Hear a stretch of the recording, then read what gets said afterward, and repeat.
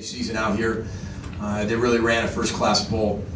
Second, just want to thank and wish all the best to Paul Johnson. Tremendous football team, Georgia Tech, incredibly hard to prepare for. Really good football team. Paul Johnson's left his legacy on college football. I'm not sure if he's retired or not retired. Most time coaches retire, they get back in it somehow, some way. But he's a trailblazer, especially for the triple option. Had success everywhere he's been, and a legendary coach. So we wish him all the best and give Georgia Tech a lot of credit. Really proud of our players. It's been a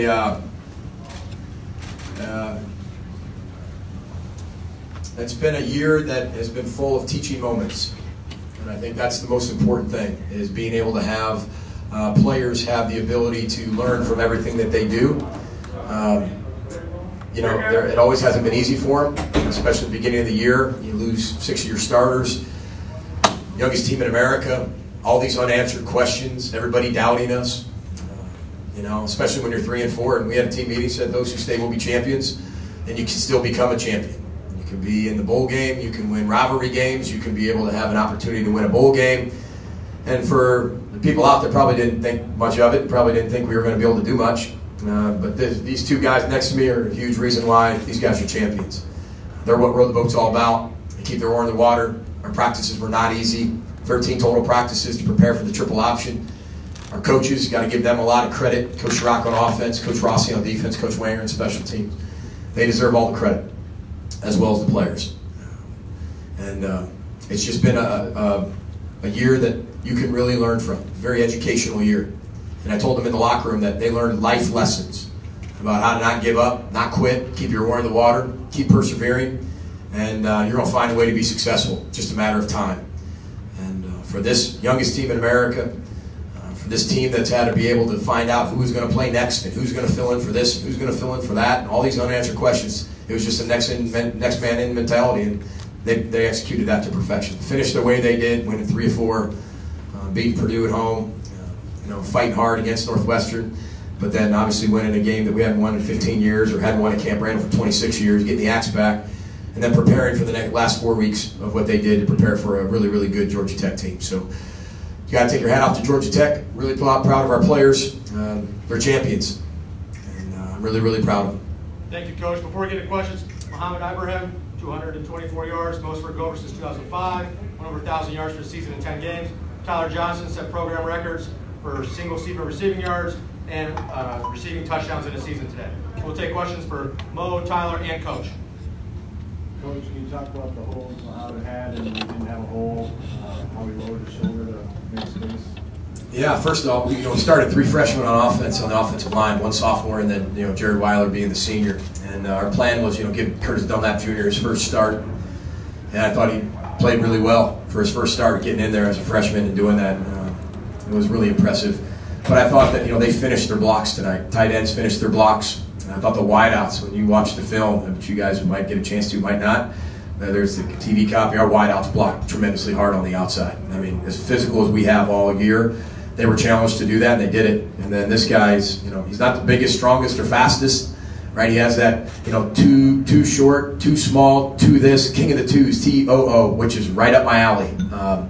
This kid's got more heart, passion, courage, plays the game the right way than anybody I've ever met. And he deserves a lot of credit, but our whole team does. Defense was able to get the ball back for us on offense, and he was able to finish runs, lower the shoulder, and really was the nail the entire game, or the hammer the entire game. And I'm really proud of him for that. But this guy was a scout team player of the week scout team player of the year last year. He never came off the field the entire year. Never missed 1 rep on the scout team ever. And that shows the type of person he is. And as good as he is on the field, you're not going to find a better person off the field. You're not. And it's all due respect to all of our players. They're all tremendous people, especially Ty next to me on my left. But just really proud of what this young man's about. You asked about his performance, so that's my comment on that. Georgia Tech didn't have 100 yards rushing until the 4th quarter. What you like about it? Well, we talked about it. It's very similar, right? We studied the leader, Henry Ford, this week, right? A lot of irony there because we're in Detroit, Ford Motor Company, so on and so forth. And so what he did was really kind of perfect the assembly line and mass produce cars, right? For the the public, right? Common public, where everybody can afford a car. So we kind of study that in terms of everybody's going to have to be able to do their job, just like an assembly line. Just do your job. If it starts getting boring, that's good. Boring is good. And if you've got to make sure that you don't go from your job to somebody else's job, that's how they beat you. And I thought our players tackled really well. They did their job. They communicated really well. I thought our coaches did a great job of subbing our players in. And the type of packages we had, even though very concise, was worked to perfection. Joe Rossi, our defensive staff, a man down, really, you know, bringing Joe on, Harris Simiak, but you know he's only been here a week. And you get here, you show up show on campus for one day, and then boom, you get in the plane, go to a bowl game. So you know, just really proud of their effort. You didn't have to punt today. What does that say about your offense? Well, I thought we were efficient. You know, what we wanted to be able to do was, I haven't necessarily looked at this, but our whole game plan was to be able to almost beat them at their own game in terms of we had to be able to manage the clock. We had to win the time of possession. Time of possession was 30 to 29. So we won it, but not by a lot. But usually it's completely opposite when you play a triple option team. And I thought our players did a great job of moving the chains. And then when you get matchups on the outside and you got the guy next to me on my left to be able to go up and get the football, Chris Bell made a huge play. I thought Tanner Morgan did a really nice job of extending plays today, getting to the second play. And that was the key, you know. And you know, when you don't have Jacob Berber's punt, you know, I mean, he did not basically participate instead of holding for the field goals or the PATs, but that's what you want to see on offense. Keep the punter off the field, move the chains, control the clock, score points. That was the key. We kept scoring points.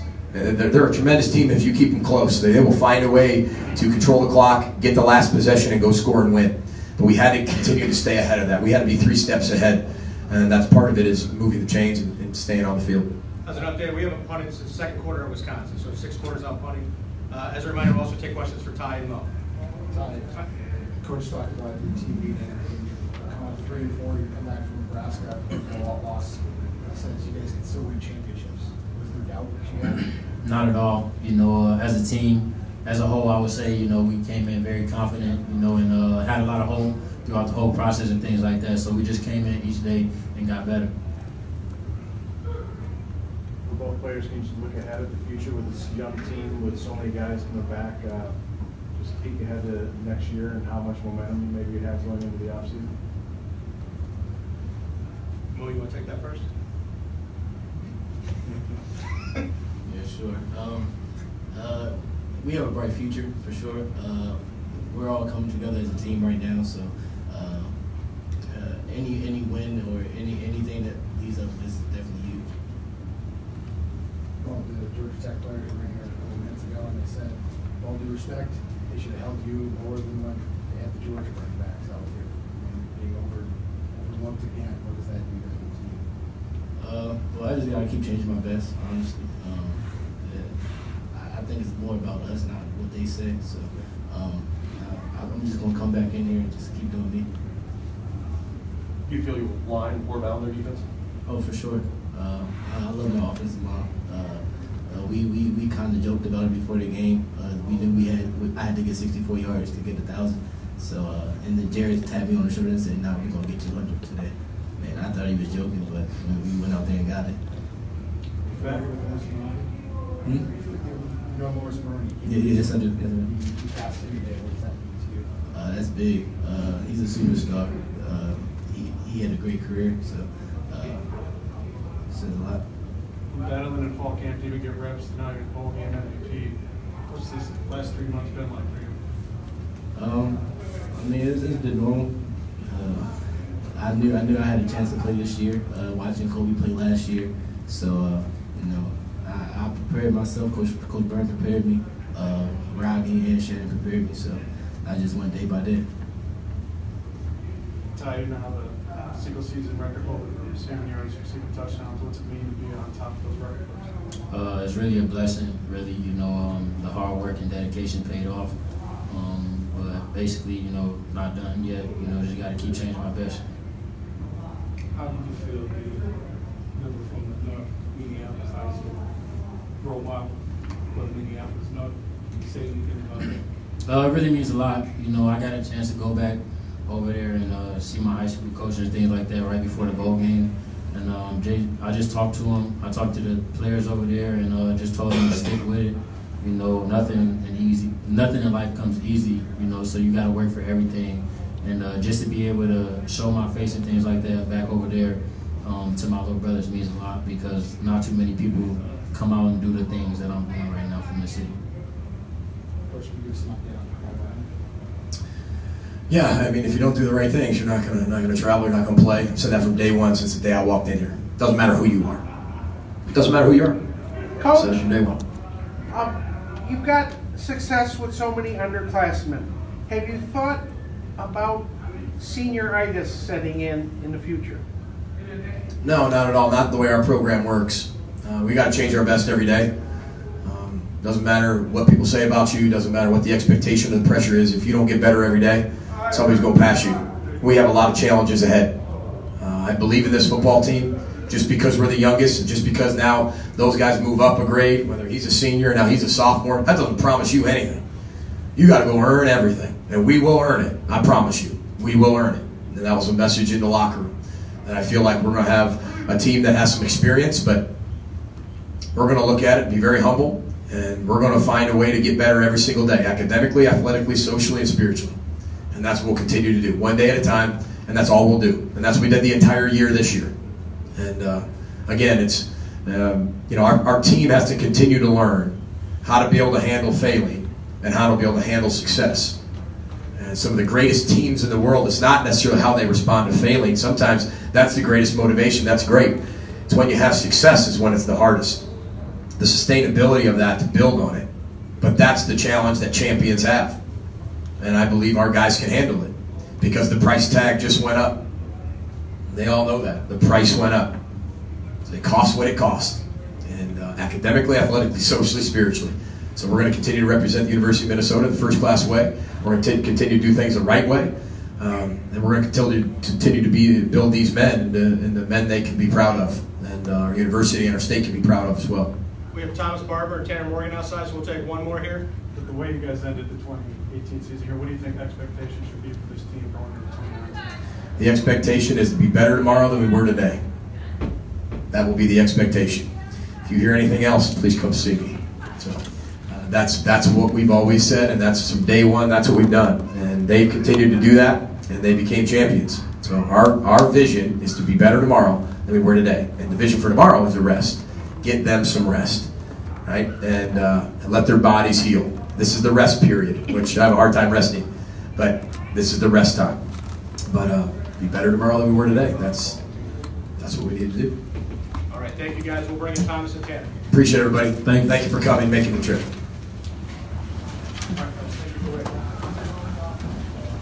Thanks, guys. Thanks for making the trip.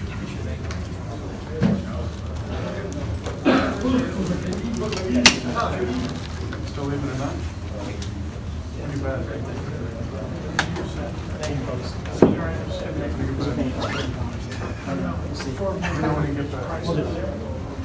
Linebacker Thomas Barber, quarterback Tanner Morgan. You Go ahead, betcha. take questions for us to take a seat.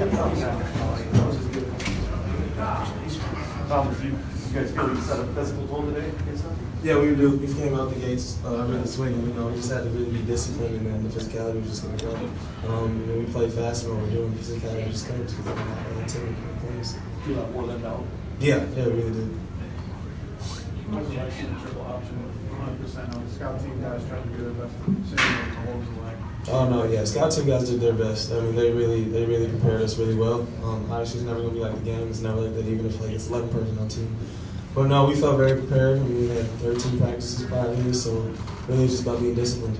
How did you feel the first two series? I mean, just 3 and out. How did you feel? You know, I mean, we felt really confident, you know. I mean, we kind of figured that, you know, it might take us a couple drives to get settled. You know, they may, you know, get a couple plays on us. But the first 2 drives, they didn't have any first downs. And we're like, wow, this is kind of like practice. You know, just it slowed down. It slowed down a lot faster than we thought. So we're really excited to keep going out there and keep stopping the run, you know. Tanner, after Wisconsin, he said Oh yeah. what did he go to another level here tonight? Or I mean, you saw, well, like in full force, the kid's a workhorse, you know what I mean?